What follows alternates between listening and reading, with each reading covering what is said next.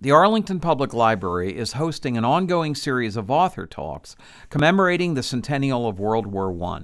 Last month, Michael Kazin discussed and read from his new book, War Against War, The American Fight for Peace. The United States became, as a result of the war, the most prosperous nation in the world. In effect, the capital of the 20th century. But Wilson's great hopes that there would be a peace without victory, that there would be a very effective World Federation of Nations, a League of Nations, that there would be self-determination for nations within empires, that the harmonious, peaceful, democratic world that the peace movement wanted to would come to pass. Well, we know that didn't happen. What happened, of course, 20 years later was a much worse, much greater war.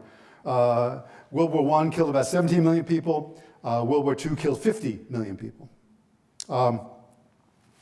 Wilson went to Paris in 1919 as a great hero because of his great idealistic purposes that he spoke for.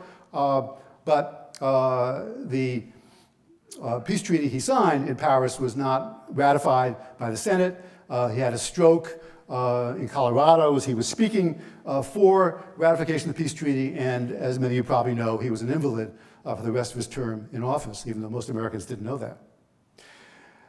So the terrible irony, to conclude, I hate to conclude on a sad note, but is that the United States' choice to intervene in World War I may have made the next war, World War II, a far bloodier global conflict, more likely.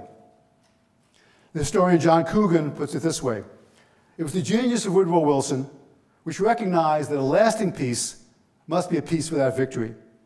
It was the tragedy of Woodrow Wilson that his own unneutrality would be a major factor in bringing about the decisive Allied victory that made a healing peace impossible.